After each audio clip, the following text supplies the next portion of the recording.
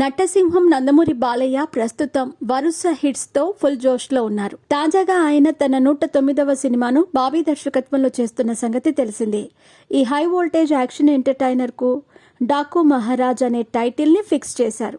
తమన్ ఈ మూవీకి సంగీతం అందిస్తూ ఉండగా నాగవంశీ నిర్మిస్తున్నారు. ఈ సినిమాలో బాలకృష్ణ మునుపెన్నడూ చూడని విధంగా సరికొత్త అవతారంలో కనిపించబోతున్నారని ఇప్పటికే రిలీజ్ చేసిన ప్రమోషనల్ కంటెంట్ ద్వారా వెల్లడించారు. డాకు మహారాజ్ మూవీని జనవరి 12న ప్రపంచవ్యాప్తంగా రిలీజ్ చేయబోతున్నట్టుగా ఇప్పటికే మేకర్స్ అనౌన్స్ చేశారు. దానికి తగ్గట్టుగానే చిత్ర బృందం ప్రమోషన్లు షురూ చేసింది.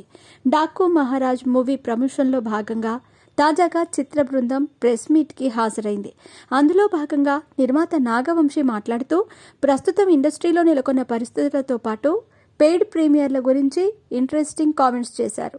నాగవంశీ మాట్లాడుతూ సంక్రాంతి సినిమాలకు పెయిడ్ ప్రీమియర్స్ అవసరం లేదు, కానీ తెల్లవారుజామున 4:30 సినిమా పడితే చాలు. సీఎం గారు చెప్పేశారు ఓకే, కానీ ఎఫ్టీసీ చైర్మన్ ఇప్పుడు అమెరికాలో ఉన్నారు. ఆయన వచ్చాక ఏం తెలుస్తారో చూడాలి.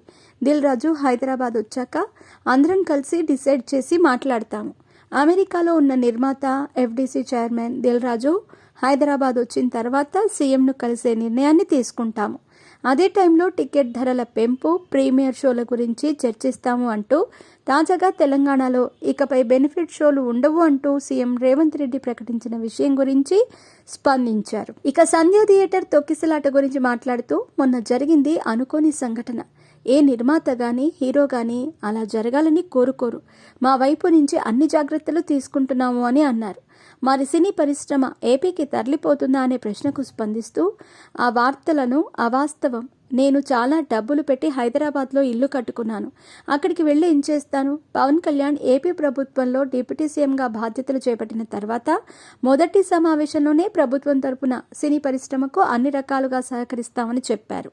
అంతేకాకుండా కూటమి ప్రభుత్వం అధికారంలోకి వచ్చిన తర్వాత రిలీజ్ అయిన అన్ని సినిమాలకు చెప్పినట్టుగా సహకరిస్తున్నారు కూడా.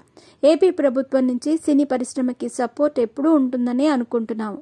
అలాగే పరిశ్రమ ఏపీకి తరలిపోవట్లేదు. ఏపీతో పాటు తెలంగాణలో కూడా సినిమా షూటింగ్లు జరుగుతున్నాయి అంటూ చెప్పుకొచ్చారు నాగవంశీ.